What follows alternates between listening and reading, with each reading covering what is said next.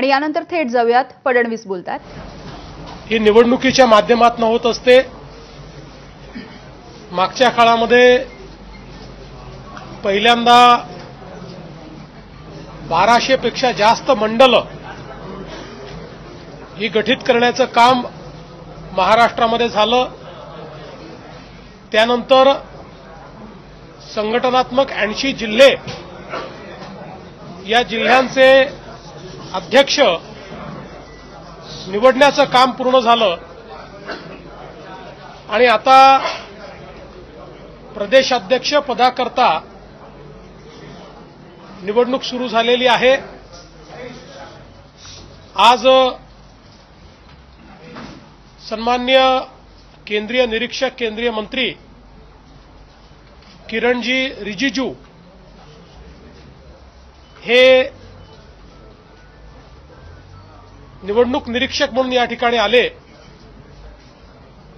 आणि त्यांच्या समोर आम्ही आमचे सहकारी श्री रवी चव्हाण जे यापूर्वी प्रदेशाचे महामंत्री देखील राहिलेले आहेत आणि महाराष्ट्र सरकारमध्ये मंत्री देखील राहिलेले आहेत, ज्यांनी युवा मोर्चाचा कार्यकर्ता म्हणून पदाधिकारी म्हणून कामाला सुरुवात केली।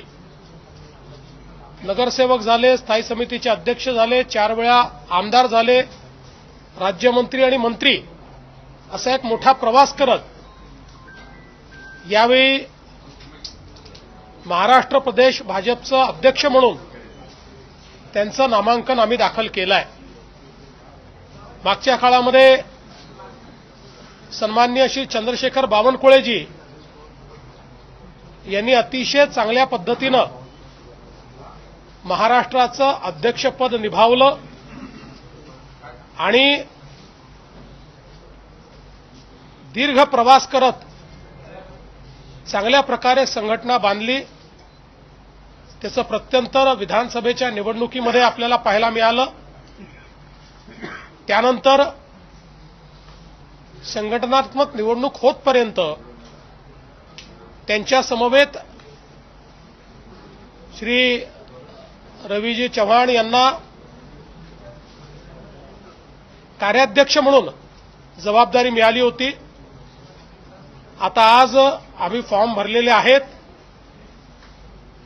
त्या संदर्भात आता पुढची कारवाई जे आमचे निरीक्षक आले आहेत ते या संदर्भातली घोषणा वगैरे करतील। आतापर्यंत आम्ही सगळ्यांनी रवीजींचा फॉर्म भरलेला आहे, अन्य कोणाचा आलाय का याची आम्हाला कल्पना नाही आहे। त्याच्यामुळे माननीय किरणजी या संदर्भातली माहिती देतील। उद्या संध्याकाळपर्यंतचा वेळ आहे, उद्या संध्याकाळी 5 वाजता या संदर्भातली अधिकृत घोषणा होणार आहे। पण आम्हाला अतिशय आनंद आहे की रवींद्र चव्हाण यांच्यासारखा आमचा एक सहकारी हा महाराष्ट्र प्रदेशाच्या अध्यक्षाच्या भूमिकेत येण्याकरता आता सज्ज झालेला आहे आणि आमच्या संपूर्ण पक्षाने त्यांना पाठिंबा या ठिकाणी दिलेला आहे। उद्या वरळी हा सर्व पदग्रहण सोहळा पार पडणार आहे।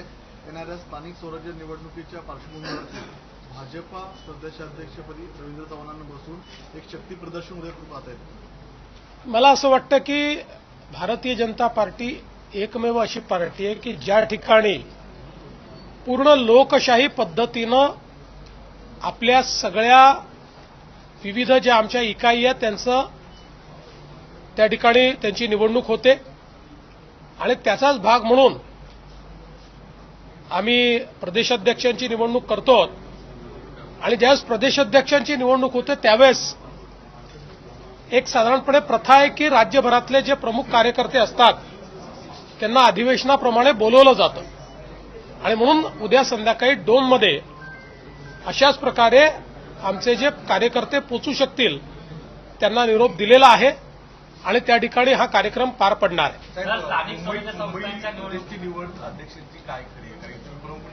नाही, आता महाराष्ट्राची निवडणूक झाल्यानंतर मुंबईच्या संदर्भात महाराष्ट्राचे अध्यक्ष आणि केंद्रीय टीम हे पुढचा निर्णय करतील. सर, स्थानिक स्वराज्य संस्थांच्या निवडणुकीसाठी एकीकडे भाजप जोरदार तयारी करतात, दुसरीकडे महाविकास आघाडीमध्ये आता उडी फूट पडलेली आहे. काँग्रेस स्वबळ लढणार आहे असं दिल्लीमध्ये त्यांची बैठक झाली. बघा, ते कोणासोबत लढो का स्वबळावर लढो, परिणाम हा आधीच ठरलेला आहे. याचं कारण काँग्रेसनी जनतेमध्ये जाणं सोडलंय. जनतेच्या आशा आकांक्षा अपेक्षापासून काँग्रेस तुटलेली आहे. काँग्रेसच्या नेतृत्वाला जमिनीवर काय चाललंय याची कल्पनाच नाहीये. ते एका अशा नंदनवनात त्या ठिकाणी बागडत असतात की ज्याच्यामध्ये अजूनही ते ईव्हीएमच्या पलीकडे जात नाही, अजूनही ते इलेक्शन कमिशनला शिव्या देतच त्या ठिकाणी आपण हारल्याचं समर्थन करतात. त्यामुळे जोपर्यंत ते जनतेत जाणार नाही ते वेगळे लढो का कोणासोबत लढो त्यांची अवस्था तीच राहील. उद्धव ठाकरे यांनी आज भूमिका मांडली, हे दोन भाऊ एकत्रित येत होते म्हणून तुम्ही त्यांचा बंदोबस्त केला, तुम्ही मराठी मागायचं बंद करत नाही असं म्हणता. मला असं वाटतं की समजा मी एखादा निर्णय घेतला आणि दोन भावांना एकत्रित द्यायचा आहे तर मी काय असा GR काढलाय दोन भावांनी एकत्रित येऊ नये असा ते GR काही मी काढलेला नाही. या उलट उद्धव ठाकरेजींच्या कार्यकाळामध्ये जो अहवाल आला होता, जो अहवाल लिहिण्यामध्ये उद्धव ठाकरेजींचा उजवा हात, त्यांचा उपनेता हा होता, ज्यांनी अहवालामध्ये लिहिलं की 1ली ते 12वी हिंदी सक्तीची करा. आणि तो अहवाल उद्धवजींनी कॅबिनेटमध्ये स्वीकारला आणि त्यानंतर नेहमीच्या पद्धतीनं घुमजाव केलं. तरी देखील आम्ही कुठलाही इगो न मानता त्या संदर्भातला निर्णय केलेला आहे. मी पुन्हा एकदा सांगतो, आम्ही निर्णय केलाय. आता कमिटी तयार केलेली आहे, समिती ठरवेल.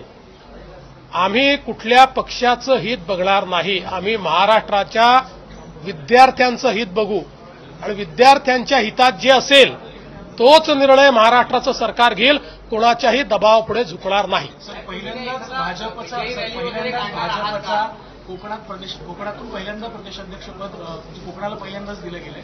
यापुढे ते कोकणासाठी विशेष योजना किंवा विशेष काही हॅपनिंग्स कोकणामध्ये पाहायला मिळतील. निश्चितपणे कोकणामध्ये आमचा विस्तार हा गेल्या काळात अतिशय चांगल्या पद्धतीने झालेला आहे आणि विशेषतः या विस्तारामध्ये श्री रवींद्र चव्हाण यांचा एक विशेष मोलाचा वाटा राहिलेला आहे.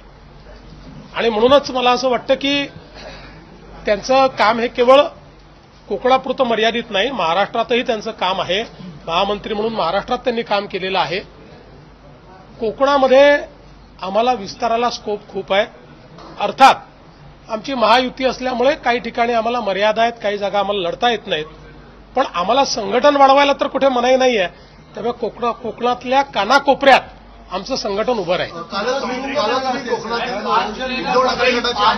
विजयी मोर्चा काढणार आहेत उद्धव ठाकरेंनी जाहीर केलेला आहे आणि त्या मोर्चाला राज ठाकरे देखील समर्थन देत आहेत. म्हणजे दोन भाऊ परत एकदा विजयी रॅलीच्या निमित्तानं एकत्र येत आहेत. मला अतिशय आनंद आहे जर ते एकत्रित येत असतील तर. त्यांनी जरूर एकत्रित यावं. फक्त मी कालच म्हटलं, राज ठाकरे आम्हाला प्रश्न विचारतात, तोच प्रश्न त्यांनी उद्धव ठाकरेंना विचारला पाहिजे की तुमच्या काळामध्ये 1ली ते 12वी हिंदी सक्तीचा निर्णय का घेण्यात आला, हा प्रश्न कधीतरी विचारला पाहिजे.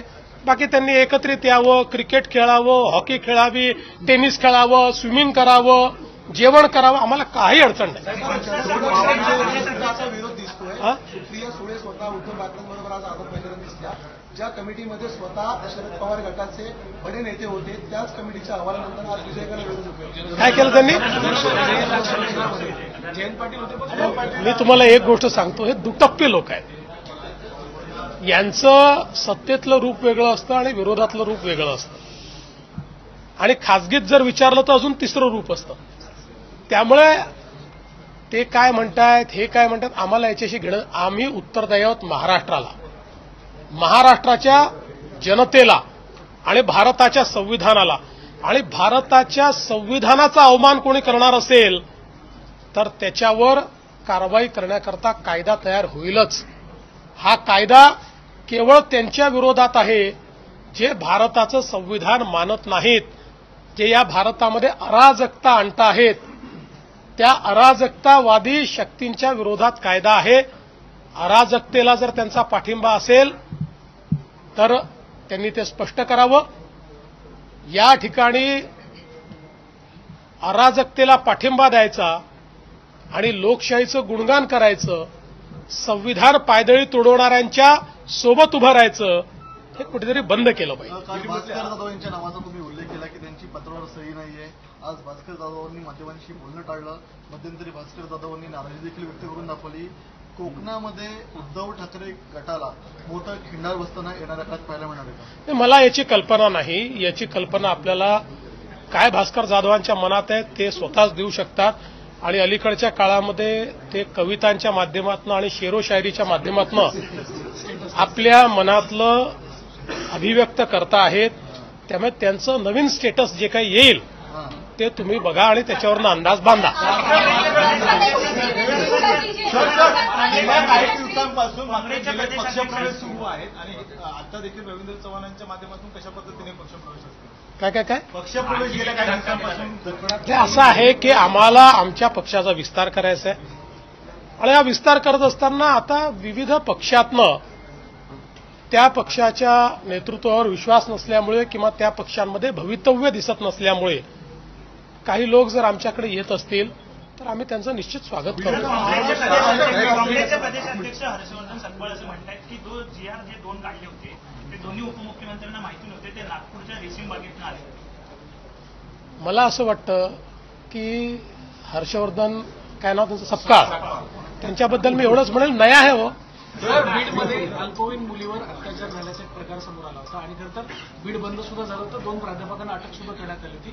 आज तुमच्याकडे सुद्धा माझ्याकडे त्या संदर्भात एक निवेदन आज प्राप्त झालेलं आहे.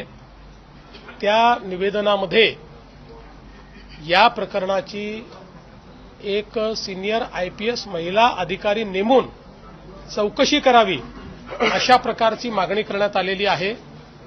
मी त्या संदर्भात डीजींना निर्देश दिलेले आहेत की डीजींनी या मागणीचा विचार करून योग्य निर्णय करावा. भारतीय जनता पार्टी में लोकतांत्रिक व्यवस्था है. इस व्यवस्था के तहत हम पार्टी के अलग अलग इकाई के जो प्रमुख हैं उनको चुनते हैं. भारतीय जनता पार्टी ने पहले 1200 मंडलों का चुनाव किया. उसके बाद हमारे जो संगठनात्मक रचना में 80 जिले हैं उन जिलों का चुनाव हमने पूरा किया. उसके अध्यक्ष हमने चुने और अब महाराष्ट्र के अध्यक्ष का चुनाव कराने हमारे केंद्रीय मंत्री जो केंद्रीय निरीक्षक भी हैं श्री किरण रिजिजू जी ये यहां पर आए हुए हैं. आज उनके सामने हमने हमारे साथी श्री रविंद्र चव्हाण जी इनका नामांकन दाखिल किया है. अलग अलग प्रकार से हमारे 10 प्रमुख लोगों ने उनका नामांकन दाखिल किया है. कल 5 बजे अधिकृत रूप से इसकी घोषणा होगी. अगर उनका नामांकन सही पाया गया और एक ही नामांकन पाया गया तो उनके नाम की घोषणा होगी. अगर ज्यादा नामांकन आए आणि यानंतर बुलेटिनमध्ये अगदी छोटासा ब्रेक. बघत रहा ABC माझा.